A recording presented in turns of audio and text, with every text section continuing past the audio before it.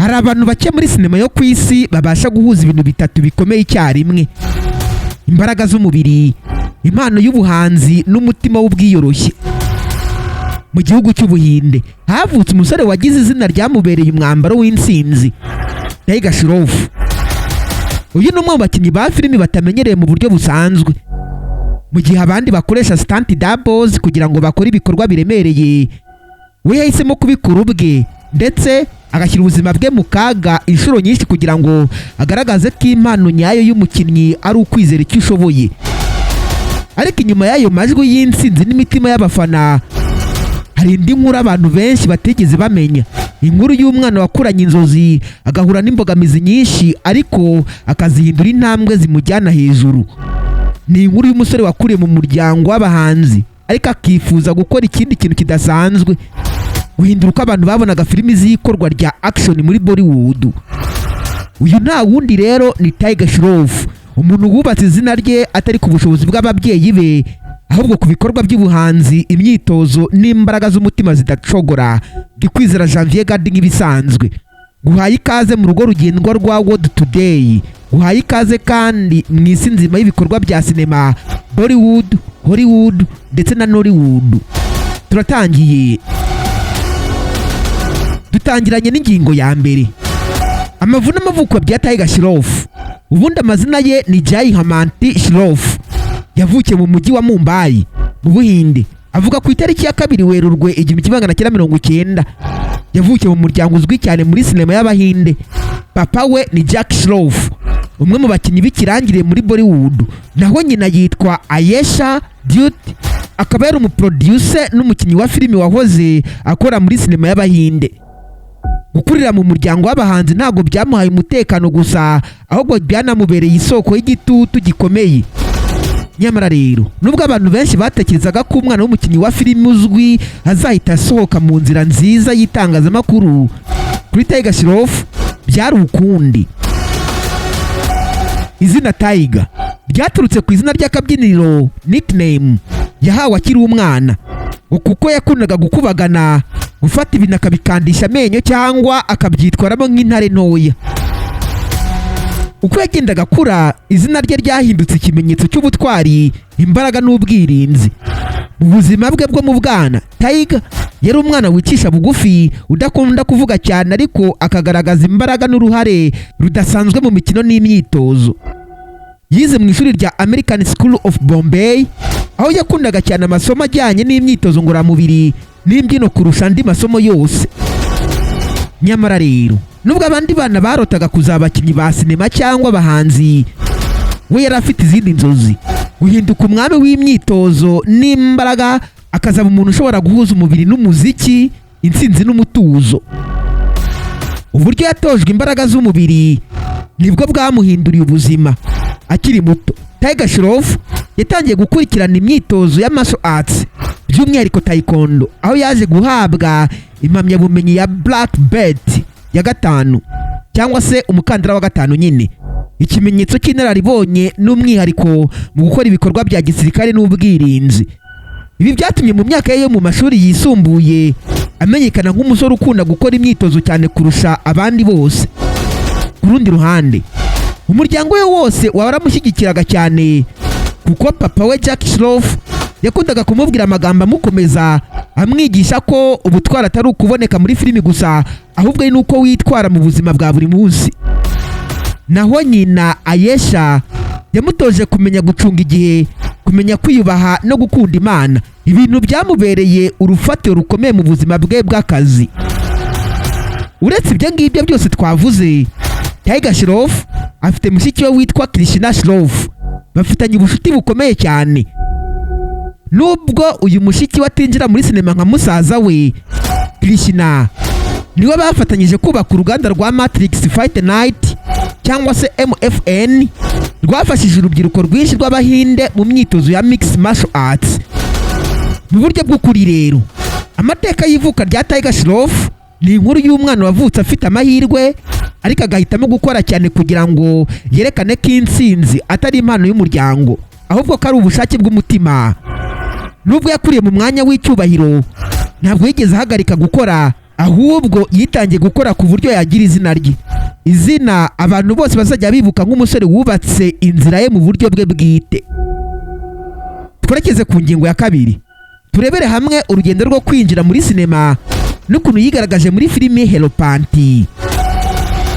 Kwinjira muri sinema ya Bollywood si ibintu byoroshye, ndetse no ku mwana we wari umaze imyaka irenga 20 akina muri sinema nka TIGER Shroff. Nubwo benshi batekerezaga ko kuba umwana w'icyamamare byamworohereza, kuri TIGER Shroff siko byagenze. Mu myaka ye ya nyuma y'amashuri, TIGER Shroff yeretse kujya mu by'amasomo asanzwe kugira ngo yitange mu myitozo ikomeye ya martial arts, imbyino n'imyigire ya kamera. Yakoraga amasaha menshi buri munsi yiruka, akina, akora push-ups cyangwa se pompage, ndetse akiga uburyo bwo kwerekana amarangamutima imbere ya kamera. Hari igihe nyina Ayesha yamusangaga ahantu hafi y'inzu yabo muri gym asubiramo uburyo bwo kugwa cyangwa gusimbuka nk'abakinnyi ba filime, maze akamubaza ati, urimo kwitegura filimi yawe? Nawe akamusubiza aseka ati, oya, ndimo kwiga gukina n'umubiri wanjye mbere y'uko mpagarara imbere y'isi. Mu mwaka wa 2012 ubwo yari afite imyaka 22, umuyobozi wa sinema Sajid Nadiwala yamubonye mu myitozo ari gukora, ahita amuha amahirwe yo kuba umuyobozi w'ibanze muri filimi nshya yitwa Hello Panty. Uwo munsi niwo wahinduye byose. Iyi filimi Hello Panty ni filimi yamuhinduriye amateka. Ati gute none? Hello Panty ni filimi yasohotse mu mwaka wa 2014, ikaba ari filimi y'urukundo n'ibikorwa, ibyo bita romantic action film. Yerekanye uburyo bushya bwo kumva filimi z'urubyiruko. TIGER Shroff yakinnye nk'umusore witwa Bablu, ufite urukundo rudasanzwe ariko kandi afite n'imbaraga zidasanzwe mu mirwano. Mu gihe abandi bakinnyi bakoresha abantu babasimbura mu bice bigoye, bamwe twita stunt doubles, TIGER Shroff we yahisemo kubikora ubwe byose. Yasimbukaga ku nzu zifite metero nyinshi, agasimbukira ku modoka, agahindukira mu kirere, ibyo bita backflip, inshuro nyinshi. Ibintu byatumye abantu benshi bamugereranya n'ibyamamare nka Bruce Lee ndetse na Jackie Chan. Ibinyamakuru byinshi by'Abahinde byanditse ko ubwo filimi yasohokaga, abantu batari bazi neza uwo musore, ariko nyuma y'amasaha make gusa yo kureba Hello Panty, amazina ye yagize igikundiro gikomeye mu gihugu hose. TIGER Shroff uyu yabonye ibihembo byinshi birimo Filmfare Award for Best Male Debut muri 2015 na Stardust Award for Superstar of Tomorrow, ndetse n'ibihembo by'urubyiruko byamugaragaje nk'umusore uzahindura isura ya Bollywood. Uretse ibikorwa bya action, TIGER Shroff yerekanye ko afite impano y'imbere mu mubiri, kubyina, kwerekana amarangamutima no gukina ubugwaneza. Imbyino ze muri Hello Panty, cyane cyane indirimbo nka Whistle Baja, zatumye yinjira mu rukundo rw'abafana. Nubwo iyi filimi yamuhesheje izina rikomeye, TIGER Shroff ntiyigeze yicara ngo atuze cyangwa se ngo yirare, ahubwo yahise asubira mu myitozo. Aravuga ati, nubwo nabonye itsinzi, nabonye n'intege zanjye nke. Nifuza kuba umuhanzi wuzuye, ufite umubiri, imbyino n'ubumenyi bwa kamera. Nyuma ya filimi Hello Panty, yagize amahirwe yo gukina muri filimi zakurikiyeho nka Baaghi, filimi yakinwe 2016, aho yagaragaje ubundi buryo bushya bukomeye bwo kwerekana ibikorwa bya action. Uhereye ubwo, izina rye ryahindutse ikimenyetso cy'umukinnyi udasanzwe, umuntu ukina, akabyina, akanarwana by'ukuri. Abakurikiranira hafi sinema bavuga ko Hello Panty atari filimi isanzwe, ahubwo ari urupapuro rwatangije isura nshya ya TIGER Shroff mu mateka ya Bollywood, kuko yerekanye ko impano nyayo itagarukira ku gukina gusa, ahubwo ari n'ubushake bwo gukora ibintu abandi batinya. Mu magambo make, filime Hello Panty yabaye intangiriro y'inzira ndende, inzira y'umusore wagaragaje ko intsinzi nyayo ituruka ku kwihangana, ku myitozo no kudatinya guhera hasi kugira ngo ugere hejuru. Twerekeze ku ngingo ya gatatu, aho tugiye kurebera hamwe ibijyanye n'impano zidasanzwe, imyitozo, imbyino n'imbaraga z'umubiri bya TIGER Shroff. Iyo uvuze izina TIGER Shroff, abantu benshi bahita bibuka ibintu bitatu: imyitozo ikomeye, imbyino zidasanzwe n'imbaraga z'umubiri zidashira. Nubwo ari umukinnyi wa filime, ubuzima bwe bwose bushingiye kuri disipurine. Tiger yagiye avugwa nk'umuntu ubaho mu buzima bwa siporo, akora imyitozo inshuro nyinshi buri munsi, rimwe na rimwe amasaha agera kuri 6.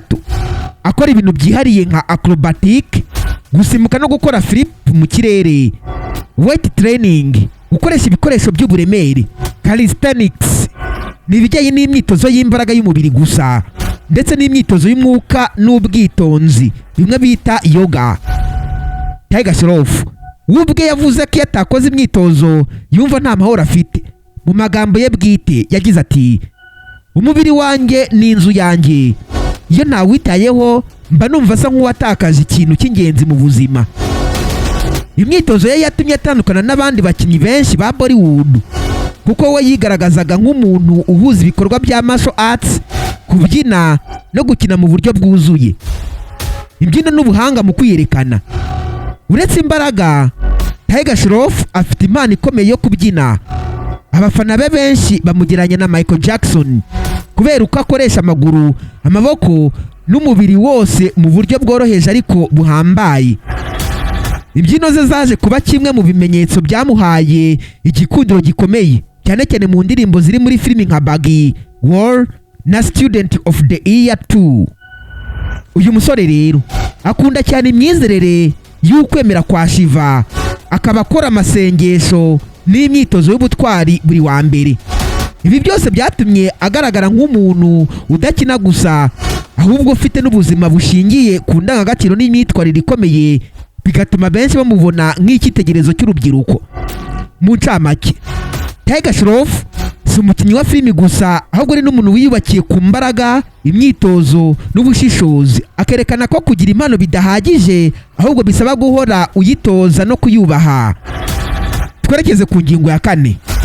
Uyu musore rero, mu rwego rwo gufasha urubyiruko rw'Abahinde, Tiger na mushiki we Krishna bashinze umushinga witwa Matrix Fight Night, urushundura rwo guteza imbere abakinnyi ba mixed martial arts cyangwa se MMA. Binyuze muri uwo mushinga, bafashije urubyiruko rutagira ubushobozi kubona imyitozo, ibikoresho n'amahirwe yo kwigaragaza ku rwego mpuzamahanga. Hari n'andi marushanwa atandukanye y'imyitozo akoresha mu gihugu, aho ahamagarira urubyiruko kwirinda ibiyobyabwenge no gukunda siporo, avuga ko umubiri ukomeye ujyana n'ubwenge bwiza. Ubuzima bwa TIGER Shroff ni urukomatane rw'ibigoye n'insinzi. Ni inkuru y'umusore utarigeze ahagarara, nubwo abantu benshi bamusekaga cyangwa bakamucira urubanza. Yagaragaje ko ubutwari nyabwo atari ukugwa ngo uhaguruke gusa, ahubwo ari ukumenya impamvu ugwa no gukomeza kugenda. Mu magambo ye y'ingenzi yagize ati, kora buri munsi nk'aho ari wo munsi wa nyuma, nimuzigire mureka inzozi zanyu, kuko buri flip, buri gutsindwa, buri kotsa umuriro, byose bituma muba mukwiye kuba ejo hazaza. Ni nuko nshoje Mutama, Ndikwizera Janvier Gadi nk'ibisanzwe. Uramutse ufite igitekerezo, inyunganizi mu biganiro dukora, amarembo aruguruye. Hano turi kuri World Today rero, Imana ibande bityo ndabakunda cyane. Bye bye.